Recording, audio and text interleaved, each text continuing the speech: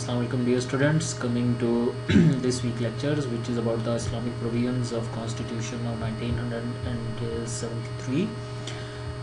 Dear students, as मैंने आपको बताया है कि पाकिस्तान के कॉन्स्टिट्यूशन में ऑब्जेक्टिव रेजोल्यूशन को एज अ प्रीएम्बल शामिल किया गया था, मतलब जो भी कॉन्स्टिट्यूशन बनाया गया that should be Islamic in nature.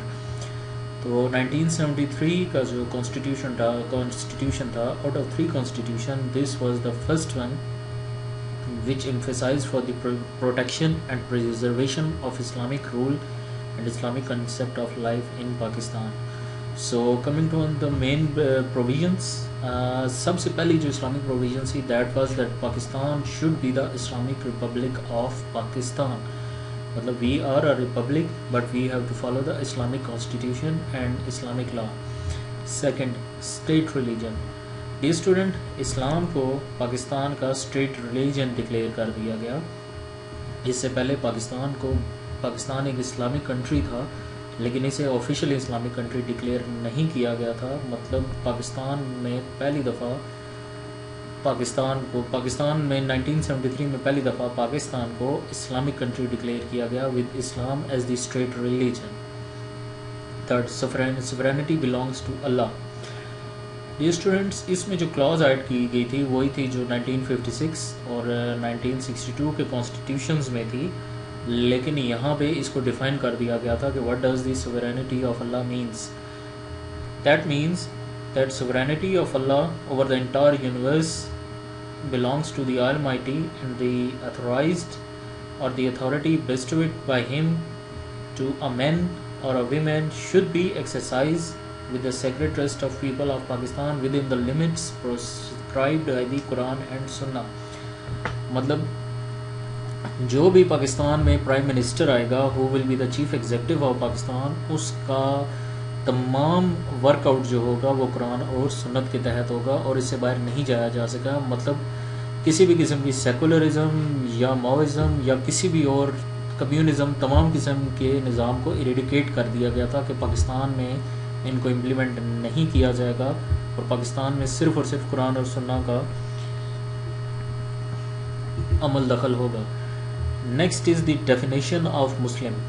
Dear students, ये पाकिस्तान के आइन 1973 की सबसे इम्पोर्टेंट क्लास थी। भुट्टो दौर में आके एक तहरीक चली गई जिसका नाम था ख़त्म नबूवत तहरीक। डियर स्टूडेंट्स, हो क्या रहा था कि फ़ौज में भी और तमाम बड़े बड़े ओहदों पे कदियानी आके बैठ गए थे, जिनका टोटल काम कदियानियत के फ़रोग़ के लिए इस्तेमाल हो रहा था और वो अपनी सारी एनर्जीज़ और स्टेट की जो वसाइल थे, जो स्टेट की पावर थी, उसको कदियानियत को फैलाने में इस्तेमाल कर रहे थे। भुट्टो के दौर में एयर मार्शल जो था ही वाज़ा कादियानी, उसने क्या किया कि जब कादियानियों का खलीफा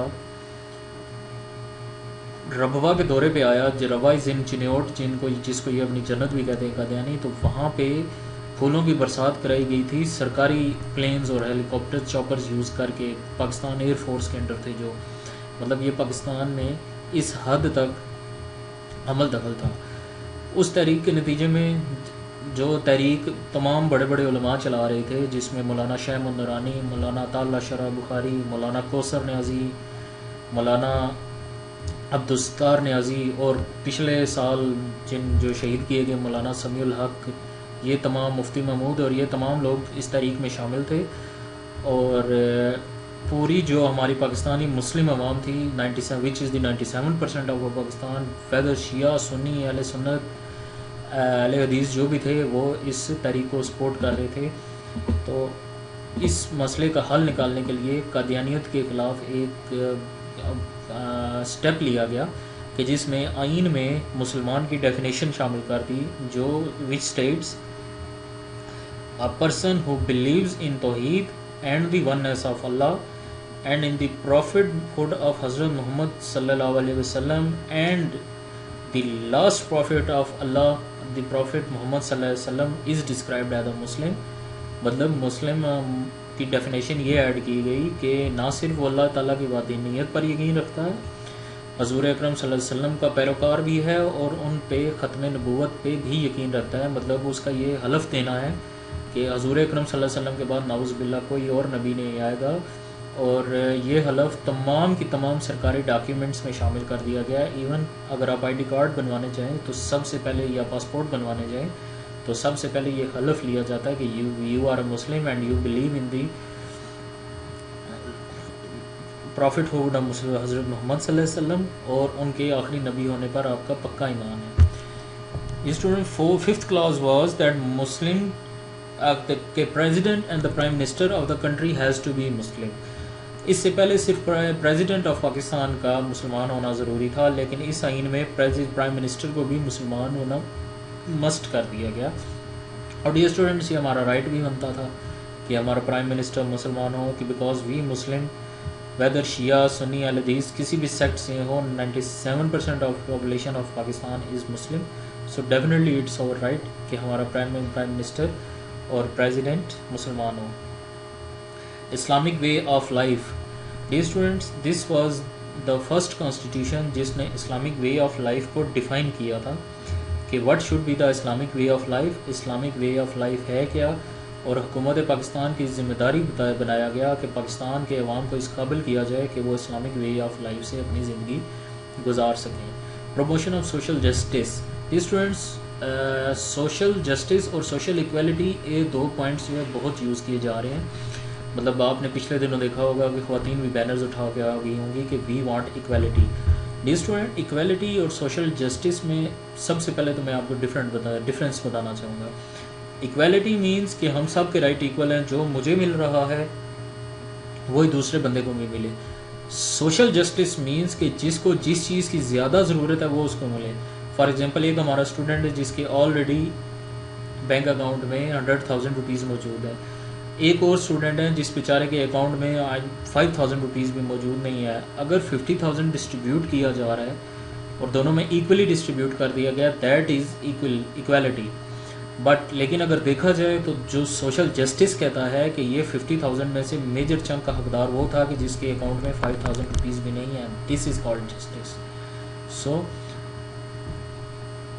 پچھلے دو آئین کے برعکس 1973 کے کانسٹیٹیوشن میں یہ مسٹ کیا گیا کہ پاکستان میں سوشل جسٹس کو فروغ دیا جائے. ڈیئر اسٹوڈنٹ، آپ خود بھی پلیز سرچ کیجئے گا سوشل جسٹس اور ایکویلٹی میں ڈفرینس ضرور کہیں نہ کہیں پڑھیے گا تاکہ آپ کو یہ چیز بہتر سمجھ آ سکے. Second, next, eradication of social evils. Dear student, social evils کو ختم کرنا اس دفعہ اسٹیٹ کی ذمہ داری بنا گیا تھا. سوشل ایولز میں جیسے آپ کہہ سکتے ہیں کہ prostitution, gambling, drugs, printing publications میں جس میں اسٹیٹ کے خلاف یا اسلام کے خلاف یا کسی مخصوص سیکٹ کے خلاف کسی بھی قسم کی پبلیکیشن نہیں آپ کر سکتے. اس کے علاوہ جو نان اسلامک گروپ تھے یا اینٹی اسٹیٹ گروپ تھے ان پہ پابندی لگا دی گئی تھی کہ آپ کا جو لٹریچر ہے وہ آپ پرنٹ نہیں کر سکتے. اس کے علاوہ کوئی بھی اگر آپ لٹریچر پرنٹ کرنا چاہتے ہیں تو اس کے جو اس مذہب سے ریلیٹڈ ہوگا تو سب سے پہلے آپ اسلامک آئیڈیالوجی کونسل یا کسی نہ کسی عالم سے اس کی کریکشن کرا کے لائیں گے، اور اس کے علاوہ اس کی اجازت لے آئیں گے کہ یہ بک پبلش کی جا سکتی ہے. Next student, teaching of holy Quran and Islam. Teaching of holy Quran and Islam کو 1973 کانسٹیٹیوشن کے تحت حکومت کی ذمہ داری بنا دیا گیا تھا that government of Pakistan should enable and should implement the teachings of holy Quran and Islamiat. اور اس کے بعد یہ ہمارے اسکولز میں اور کالج یونیورسٹیز وغیرہ میں امپلیمنٹ کیا گیا تھا. Islamiat as a must subject compulsory کیا گیا، اور اس کے علاوہ میٹرک تک ہولی قرآن با ترجمہ بھی پڑھانا مسٹ کیا گیا تھا، اور پراپر تلفظ کے ساتھ ناظرہ وغیرہ یہ سب چیزیں اسکولز میں اور کالجز میں ایڈ کی گئی تھی. Dear student, strengthening bond with the Muslim world, اتحاد بین المسلمین. یہ بھٹو کے ویژن کی ایک بہت بڑی چیز تھی. بھٹو کا ویژن تھا کہ تمام مسلم ورلڈ ایک پلیٹ فارم پر اکٹھی ہو جائے اور دوسروں کا مقابلہ کیا جا سکے. مسلم ورلڈ کو، مسلم دنیا کو ترقی دلائی جا سکے. بھٹو، شاہ فیصل، قذافی اینڈ ایدی امین صاحب، ان چاروں نے مل کر ایک بلاک بنانے کی بھی کوشش کی گئی. مسلم بلاک بھی بنایا گیا، لیکن جو ان چاروں کا حشر کیا گیا ڈیئر اسٹوڈنٹس وہ بھی ہم نے دیکھ لیا. یہ چار یونائٹڈ وہ گفٹس تھے جن کو ہم نے پھر اینڈ میں اپنے ہاتھوں ضائع کر دیا. بھٹو صاحب کا حشر دیکھ لیں، معمر قذافی کا اشر دیکھ لیں، شاہ فیصل کو ان کے اپنے بھتیجے نے قتل کر دیا، عیدی امین کو ذلیل کر کے نکال دیا گیا۔ عیدی امین یوگنڈا کے پریزیڈنٹ تھے اور بہت ہی اسٹرانگ ٹائپ آف مسلمس تھے۔ Council of Islamic ideology, dear students, ایک کونسل آف اسلامک آئیڈیالوجی بنا دی گئی جس کا تھوڑی دیر پہلے میں نے ذکر کیا تھا۔ تمام جتنے بھی مذہب سے ریلیٹڈ معاملات ہیں اس میں جب تک کونسل آف اسلامک آئیڈیالوجی کی ریکمنڈیشنز نہ لے لی جائیں تب تک آپ کوئی لا امپلیمنٹ نہیں کر سکتے شریعہ سے ریلیٹڈ۔ آپ کسی بھی قسم کی کوئی نیا اسلامک اگر انسٹیٹیوٹ بنانا چاہیں تو کونسل آف اسلامک آئیڈیالوجی سے اجازت لینا اور اپنا کریکلم وہاں پہ سبمٹ کرانا ضروری ہے۔ اس کے علاوہ پاکستان میں جتنے علماء مفتیان اسپیشلی جن میں بنوری ٹاؤن کے علماء ہیں اور اہل تشیع کے جتنے بھی بڑے بڑے عالم ہیں سب کے لیے مسٹ ہے کہ وہ اسلامک آئیڈیالوجی کونسل میں اپنی رجسٹریشن کرائیں، تو اس کے بعد وہ اجتہاد فتویٰ دینے کے مجاز ہوں گے۔ ادروائز اگر وہ بغیر اجازت یا بغیر اپنی رجسٹریشن کے فتویٰ دیتے ہیں تو state will stop them from doing so اور انہیں اریسٹ بھی کیا جا سکتا ہے۔ Error free publication of Quran, dear students, government کی ذمہ داری بنا گئی تھی کہ ایرر فری پبلیکیشن آف قرآن کی جائے، مطلب کوئی بھی کمپنی جب بھی قرآن کی پرنٹنگ شروع کرے گی تو سب سے پہلے وہ اپنا ماڈیول لے کے آئے گی، ایک ماڈل مطلب ریٹن چیز لے کے آئے گی۔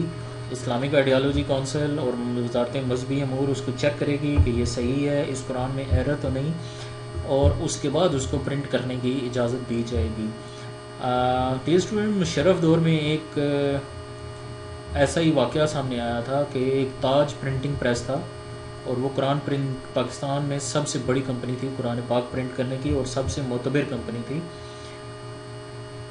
ان کے قرآن غلط پرنٹ ہو گئے، مارکیٹ میں آ گئے تھے کہ جس کے بعد پورے ملک میں ایک تاج کمپنی کے خلاف غصے کا طوفان اٹھا تھا۔ تاج کمپنی کو بین کر دیا گیا تھا اور ان کے بہت سے جو شیئر ہولڈرز تھے ان کے ساتھ وہ بیچارے سڑک پہ آ گئے تھے جسٹ اسی وجہ سے کہ انہوں نے قرآن میں غلط پرنٹنگ کی تھی اور ان کے جو چیک کرنے والے تھے ان لوگوں نے صحیح طرح اس کو چیک نہیں کیا گیا تھا، اور اس حد تک ہماری حکومت پاکستان اب ایرر فری پبلیکیشن آف قرآن پہ دھیان دیتی ہے۔ Oath to project promote Islamic ideology, dear student, Pakistan میں جتنے بھی نیشنل اسمبلی کے ممبر سلیکٹس ہوتے ہیں، جتنے بھی پروونشل اسمبلی کے ممبر سلیکٹ ہوتے ہیں، تمام وزیر، پرائم منسٹر، صدر، سول سرونٹس، ملٹری کے بڑے بڑے عہدیداران، سب کے حلف میں یہ چیز شامل کی گئی کہ وہ پاکستان میں اسلامک آئیڈیالوجی کے مطابق زندگی گزارے گا اور اس کے علاوہ اس اسلامک آئیڈیالوجی کو پروموٹ کرنے میں بھی اپنا پورا کردار ادا کرے گا۔ اوور آل دیکھا جائے اسٹوڈنٹس تو اسلامک پوائنٹ آف ویو سے بھی اگر دیکھا جائے تو 1973 کا کانسٹیٹیوشن وہ تھا کہ جس نے صحیح معنوں میں ایک ڈپکشن دی تھی کہ yes we are an Islamic state. Definitely Bhutto صاحب کے کارناموں میں ایک بہت بڑا کارنامہ 1973 کا آئین بھی تھا۔ Thank you very much. Next week next lecture انشاءاللہ۔ اللہ حافظ۔